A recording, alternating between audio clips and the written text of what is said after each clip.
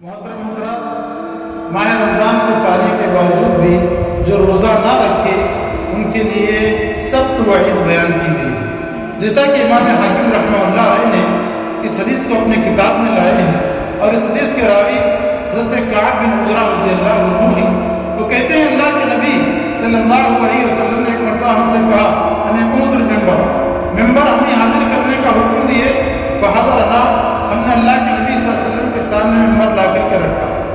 فلما ارتقى درجة، اللہ کے نبی صلی اللہ علیہ وسلم جب پہلی سیڑھی پر قدم رکھے آمین کہا۔ فلما ارتقى الدرجة الثانية قال آمین، جب دوسری سیڑھی پر اللہ کے نبی صلی اللہ علیہ وسلم قدم رکھے تو آمین کہا۔ فلما ارتقى الدرجة الثالثة قال آمین، اللہ کے نبی صلی اللہ علیہ وسلم جب تیسری سیڑھی پر قدم رکھے تو آمین کہا۔ فلما نزل، جب اللہ کے نبی صلی اللہ علیہ وسلم ممبر سے نیچے اترے تو صحابہ اکرام نے اللہ کے نبی صلی اللہ علیہ وسلم سے پوچھا، اے اللہ کے نبی صلی اللہ علیہ وسلم، لقد سمعنا منکم اليوم، آج ہم نے آپ کی زبان سے ایسے الفاظ سنے جو اس سے پہلے کبھی نہیں سنے تھے۔ تو آپ صلی اللہ علیہ وسلم نے فرمایا کہ میرے پاس حضرت جبرائیل علیہ السلام آئے تھے، جب میں ممبر کی پہلی سیڑھی پر قدم رکھا تو حضرت جبرائیل علیہ السلام نے کہا، اے اللہ کے نبی صلی اللہ علیہ وسلم، وہ آدمی ہلاک ہو، برباد ہو، رسوا ہو جو ماہ رمضان کو پا کر کے بھی اپنے گناہوں کی بخشش طلب نہ کرے۔ تو میں نے آمین کہا۔ اس کے بعد جب دوسری سیڑھی پر قدم رکھا تو حضرت جبرائیل علیہ السلام نے کہا، اے اللہ کے نبی صلی اللہ علیہ وسلم، وہ آدمی ہلاک ہو، برباد ہو، رسوا ہو جو اپنے ماں باپ میں سے کسی ایک کو بڑھاپے کی عمر میں پا کر کے ان کی خدمت کر کے جنت حاصل نہیں کرتا۔ تو اللہ کے نبی صلی اللہ علیہ وسلم نے آمین کہا، یعنی اللہ کو قبول فرما۔ اور جب تیسری سیڑھی پر قدم رکھے تو حضرت جبرائیل علیہ السلام نے کہا، اے اللہ کے نبی صلی اللہ علیہ وسلم، وہ آدمی ہلاک ہو، برباد ہو، رسوا ہو جن کے سامنے آپ کا نام لیا جائے اور وہ آپ پر درود نہ بھیجے۔ تو اللہ کے نبی صلی اللہ علیہ وسلم نے آمین کہا۔ محترم حضرات، اس حدیث سے بات معلوم ہوتی ہے کہ رمضان کا مہینہ پا کر کے بھی جو لوگ اپنے گناہوں کی بخشش طلب نہیں کر لیتے، اللہ کے سامنے اپنے گناہوں کی بخشش طلب نہیں کر لیتے اور جہنم سے آزادی حاصل کرنے کی کوشش نہیں کرتے، ایسے آدمیوں کے لیے ہلاکت ہے، بربادی ہے۔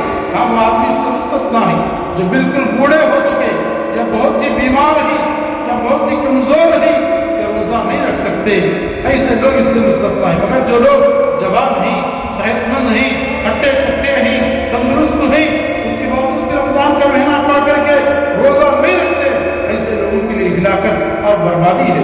اور ان نوجوانوں کے لیے بھی جو اپنے ماں باپ کو بڑھاپے کی عمر میں پا کر کے ماں باپ کی خدمت نہیں کرتے اور ماں باپ کو جو ہے ماں باپ کی خدمت کر کے ان سے دعائیں نہیں لیتے، اللہ تبارک و تعالیٰ سے جنت حاصل کرنے کی کوشش نہیں کرتے۔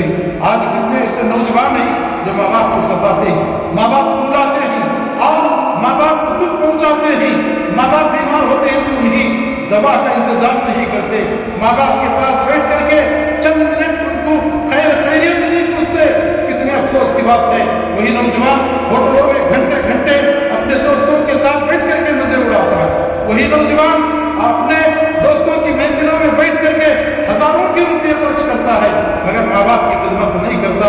تو کتنا بدنصیب ہے وہ نوجوان، کتنا بدنصیب ہے وہ نوجوان۔ اللہ کے نبی صلی اللہ علیہ وسلم نے ایسے نوجوانوں کے لیے ہلاکت اور بربادی کی بددعا کی ہے۔ تو لہٰذا میرے نوجوان ساتھیوں، ہمیں چاہیے کہ ماں باپ کی خدمت کریں، ماں باپ کے ساتھ حسن سلوک سے پیش آئیں اور ان سے دعائیں لیں اور ان کی خدمت کر کے جنت حاصل کریں۔ اور تیسرا، جب کبھی اللہ کے نبی محمد رسول اللہ صلی اللہ علیہ وسلم کا نام ہمارے سامنے لیا جائے تو ہم کو چاہیے کہ اللہ کے نبی صلی اللہ علیہ وسلم پر درود بھیجیں، یعنی صلی اللہ علیہ وسلم کہیں۔ اگر نہیں کہیں گے تو یاد رکھیے ایسے آدمی کے لیے بھی ہلاکت اور بربادی ہے۔ الغرض دوسری بات یہ ہے، یعنی روزہ خوروں کے لیے عبرت ناک انجام اللہ کے نبی صلی اللہ علیہ وسلم بتائے، جیسا کہ ابن خزیمہ کی حدیث ہے کہ حضرت ابو امامہ باہلی رضی اللہ عنہ سے حدیث کے راوی ہیں، اللہ کے نبی صلی اللہ علیہ وسلم نے فرمایا، بینما انا نائم، میں ایک مرتبہ سویا ہوا تھا تو آقا نے رجلان، میرے پاس دو آدمی آئے اور انہوں نے اپنے اپنے ساتھ مجھے چلنے کا حکم دیا. یعنی وہ دونوں آدمی اللہ کے نبی صلی اللہ علیہ وسلم سے کہا اے اللہ کے نبی صلی اللہ علیہ وسلم آپ ہمارے ساتھ چلیے. اس کے بعد وہ دونوں ایک پہاڑ کی طرف لے کر گئے اور اللہ کے نبی سے کہا کہ اس پہاڑ پر چڑھو. تو آپ صلی اللہ علیہ وسلم اس پہاڑ کی دشواری کو دیکھ کر کے کہا کہ میں نہیں چڑھ سکتا کیونکہ اس کا راستہ بڑا مشکل معلوم ہوتا ہے. تو فرشتوں نے کہا کہ نہیں ہم آپ کی مدد کریں گے چڑھانے میں. تو دونوں نے لے کر کے اللہ کے نبی صلی اللہ علیہ وسلم کو اس پہاڑ پر لے گئے. اللہ کے نبی صلی اللہ علیہ وسلم اس پہاڑ پر چڑھنے کے بعد شدید چیخ و پکار سنا, بھیانک قسم کی آوازیں سنی, بہت ہی خطرناک آوازیں سنی. تو آپ صلی اللہ علیہ وسلم نے فرمایا من ہؤلاء, یہ کون لوگ ہیں جن کی شدید چیخ و پکار کی آوازیں آ رہی ہیں. تو ان دونوں نے کہا اے اللہ کے نبی صلی اللہ علیہ وسلم یہ جہنمیوں کی چیخ و پکار کی آواز ہے, یعنی جہنمیوں کی آواز ہے. اس کے بعد اللہ کے نبی صلی اللہ علیہ وسلم ان لوگوں کو بھی دیکھا جو الٹے لٹکائے گئے اور ان کے جبڑے چیرے جا رہے ہیں, ان کے منہوں سے خون نکل رہا ہے. اللہ کے نبی نے کہا کہ یہ لوگ کون ہیں؟ تو آپ صلی اللہ علیہ وسلم سے کہا گیا یہ وہ لوگ ہیں جو وقت سے پہلے روزہ افطار کر لیا کرتے تھے. یعنی روزہ کھول تھے, روزہ جو ہے وقت سے پہلے کھول لیا کرتے تھے. میرے بھائیوں, نوجوان ساتھیوں, ذرا غور کیجئے کہ جو وقت سے پہلے روزہ کھول لیتا ہے اس کے لیے اتنا عبرتناک انجام ہے, اتنی سخت سزا ہے. جو لوگ ماہ رمضان کو پا کر کے روزہ ہی نہیں رکھتے, کھاتے پیتے باقی دنوں کے جیسا رمضان کا مہینہ بھی گزار دیتے ہیں, ان کے لیے کتنا سخت جو ہے عذاب اللہ تعالیٰ تیار کیا ہوا. لہٰذا بہانے نہ بناؤ, بلکہ اللہ تبارک و تعالیٰ کے لیے, اللہ کی رضا کے لیے روزے رکھا کرو. اس ماہ مبارک کو پا کر کے اپنے گناہوں کی رب العالمین کے سامنے بخشش